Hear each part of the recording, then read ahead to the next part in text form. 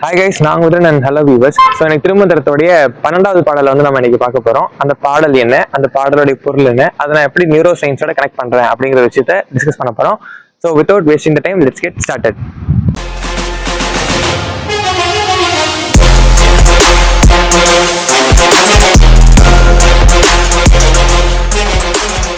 சரி, இப்போ நம்ம பாடலை பாடி காமிச்சிடுறேன். கண்ணுதல் ஆணொரு காதலன் இருக்கவும் ஏனிலம் தேவர்கள் இறந்தார் என பலர் மண்ணுருவார்களும் விண்ணுருவார்களும் அண்ணல் இவர் என்று அறியகிலார்களே அப்படின்னு சொல்றாங்க.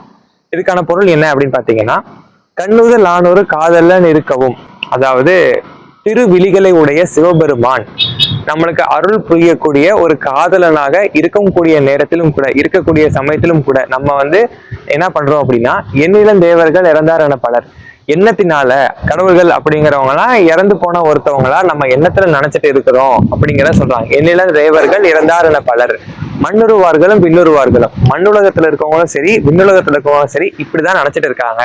சிவன் அப்படிங்கிற ஒருத்தவங்க வந்து இறந்த ஒருத்தர் அப்படிங்கிறத நம்ம கற்பனையில நினைச்சிட்டு இருக்கோம் அப்படின்னு நினைக்கிறாங்க. ஆனா அண்ணல் இவர் என்று அறியகிலார்களே. அண்ணல் அப்படின்னா என்னன்னா, என்னைக்கும் தலைமை வகிப்பவன் அப்படின்னு அர்த்தம். அண்ணல் அம்பேத்கர் அப்படின்னு சொல்லுவோம்ல, அந்த மாதிரி அண்ணல் இவர் என்று அறியகிலார்களே. அறியகிலார் அப்படின்னா அறிய முடியாம, அது தெரிஞ்சுக்க முடியாம தப்பு பண்றோம். கலை அப்படின்னா தவறுன்னு அர்த்தம். ஸோ அப்படி தெரிஞ்சுக்க முடியாம தப்பு பண்றோம் அப்படிங்கிறத திருமூலர் இந்த பாடல் மூலியமா சொல்றத நான் புரிஞ்சுக்கிட்டேன்.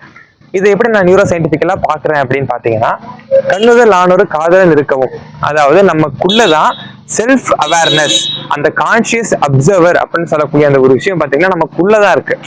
நம்மளால அதை ஃபீல் பண்ண முடியும் இல்லையா, மெடிடேஷன் மூலியமா பண்ண முடியும். அப்படி பண்ணதுனால தானே நம்மளுடைய ஏன்ஷியன்ட் பீப்புள்லாம் ஒரு ஸ்டேட் ஆஃப் மைண்ட் கிளாரிட்டி, அந்த இன்ஃபைனைட் ஓப்பன்னஸ், எல்லாத்துக்கும் ஓப்பன் மைண்டை கிரியேட் பண்ணி ஹைலி ஃபோக்கஸ்டா இருந்தாங்க. பட் நம்மளாலே முடியும். But because of the world of distraction நம்ம வந்து அதை ஃபீல் பண்ண முடியாம நம்ம இருக்கிறோம் இல்லையா. ஸோ பட் அது அப்படி ஃபீல் பண்ண முடியாதுங்கிறதுனால அது இல்லைன்னு அர்த்தம் இல்லை, அது நமக்குள்ளதான் இருக்கு தானே. அதெல்லாம் நம்ம யாரும் அதை பண்றது இல்லைல்ல. நம்ம ஜஸ்ட் எல்லாம் என்ன பண்றோம் அப்படின்னா, கடவுள் அப்படிங்கிறத நம்ம கும்பிடுறோம் இல்லையா. எப்படி கும்பிடுறோம், ஒரு பயம் இருக்கு.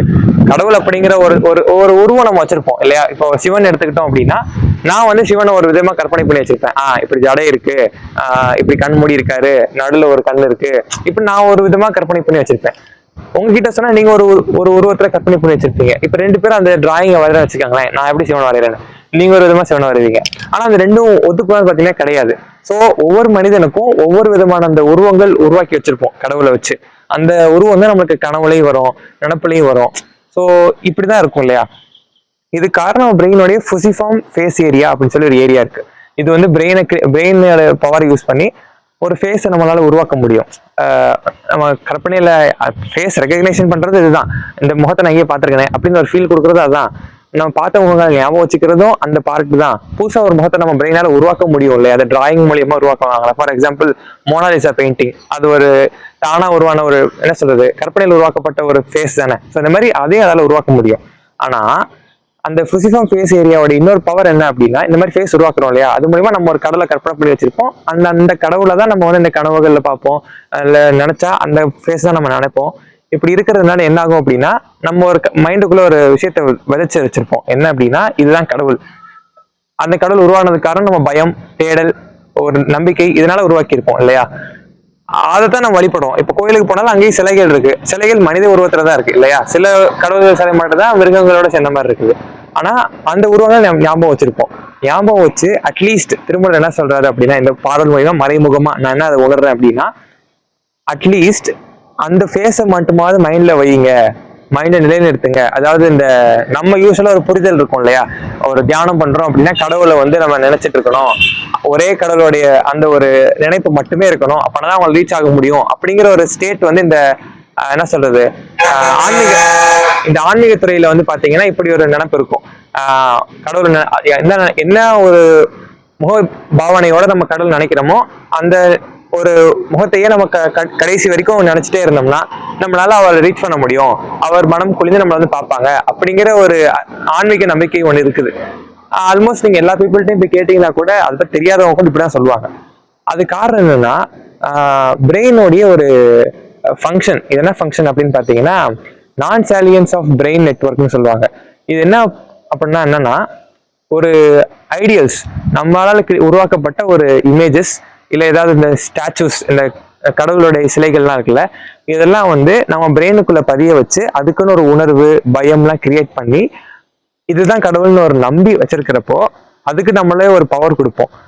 அந்த அந்த ஒரு விஷயத்த ஒரு இடத்துல ஒண்ணுக்கு பதில் இன்னொன்று வைப்போம் இல்லையா, அந்த மாதிரி கான்சியஸ் அப்படியே ஃபீல் பண்ணி என்னை நானே உணர்றதுக்கு பதிலா நான் என்ன பண்றேன்னா ஒரு சிலையை என் கற்பனைக்குள்ள வச்சு, ஒரு உருவத்தை என் மைண்டுக்குள்ள வச்சு, அது மூலியமாவும் இந்த கான்சியஸ் நான் ஃபீல் பண்ணி இருந்தா என்ன ஸ்டேட்டை ரீச் பண்ணுவேனோ அதே ஸ்டேட்டை இந்த சப்ஸ்டியூஷன், அதாவது இந்த ஐடியல்ஸ் அங்க நான் ஃபிக்ஸ் பண்ணி அது மூலியமா நான் வந்து அந்த ஸ்டெபிலிட்டி ரீச் பண்ண முடியும். அதே ஃபங்க்ஷன், அதே ப்ராடக்டை என்னால ஒரு இல்யூஷனரியா ஒரு ஐடியல்ஸை, ஒரு கடவுள் முகத்தை மைண்ட்ல வச்சு அடைய முடியும் அப்படிங்கிறது மறைமுகமா நான் அதுல இருந்து புரிஞ்சுக்கிட்ட ஒரு விஷயம். ஸோ கடவுள் இருக்காங்களா இல்லையாங்கிற கேள்விக்கு பதில் பார்த்தீங்கன்னா இப்படி எடுத்துக்கலாம் நம்ம.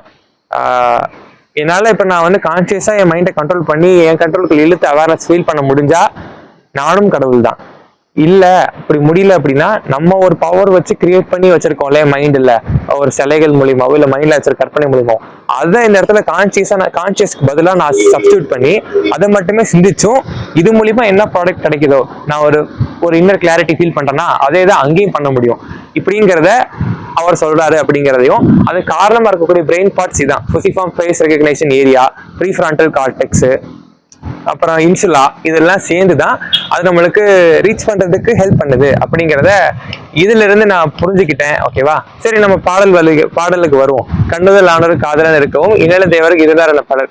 அதாவது இந்த கான்செப்ட் தான், இந்த ஃபேஸ் ரெகக்னைசேஷன் சைட்டோட கான்செப்ட் தான் கற்பனையில பார்த்துட்டு இருக்க ஒரு விஷயம் அழிஞ்சு போயிட்டாங்க அப்படிங்கறத நம்புற ஒரு விஷயமா அமைஞ்சிட்டு இருக்கு இல்லையா. ஸோ இது தவறா பார்த்துட்டு இருக்கோம். உள்ளுக்குள்ளதான் அந்த எபிலிட்டி இருக்குங்கிறத நம்ம மாத்தி வேற வகையில தவறா பார்த்துட்டு இருக்கோம். அவங்களாம் இறந்து போனவங்க அப்படிங்கிற ஒரு நினைப்புல சுத்திக்கிட்டு இருக்கோம் அப்படிங்கிறது. மண்ணுருவார்களும் விண்ணுருவார்களும் போத், இங்க வாழ்றவங்களும் மேல வாழ்றவங்களும். ஸோ இதுல பெருசா மீனிங் சயின்டிபிக்கலா பார்க்க முடியாது, சேம் மீனிங் தான். அண்ணல் இவர் என்று அறியகிறார்களே, பட் என்னைக்குமே இவர் ஒருத்தர் தான் அப்படிங்கிறத தவறுறாங்க. அதாவது என்னைக்குமே கான்சியஸ்னஸ் மட்டும்தான் நமக்குள்ள இருக்கக்கூடிய அந்த பார்க்கக்கூடிய திறன், இன்சுல்லாவுடைய ஒர்க்கா இருக்கட்டும், ப்ரீஃப்ரான்டல் கார்டெக்ஸோட ஒர்க்கா இருக்கட்டும், டிஃபால்ட் மோட டீஆக்டிவேஷன் பண்றது பை ஹைலி மெடிடேட்டிவ் ஸ்டேட் மூலியமா, இது எல்லாத்தையும் விட்டுட்டு நம்ம இருக்கக்கூடாது. என்னைக்கு நிரந்தரமானது அந்த கான்சியஸ்னஸ் மட்டும்தான் அப்படிங்கிறத நம்ம ஃபீல் பண்ணணும் அப்படிங்கிறது தான் இந்த பாடலுடைய ஒரு பொருளா எடுத்துக்கலாம். ஏன்னா அப்படி ஃபீல் பண்ற பட்சத்துல காமா சிங்க்ரோனி, நான் சொல்லியிருந்த மாதிரி தான் திபெத்தின் மாங்க்ஸுக்கு நம்ம எஃப்எம்ஆர்ஐ வந்து பண்றப்போ அந்த காமா வேவ்ஸோட கலர் ஃபீல் பண்ண முடியுது, எல்லோ கலர். அந்த மாதிரி ஒரு காமா வேவ்ஸை நம்மளால கொண்டு போக முடியும். காமா சிங்க்ரோனி, ஒவ்வொரு விழிப்புணர்வு ஸ்டேட்ல ஒவ்வொரு விதமான வேவ்ஸ் நம்ம பிரெயின் ரிலீஸ் பண்ண முடியும் இல்லையா, அதுல ஒரு வேவ் தான் காமா வேவ்ஸ்.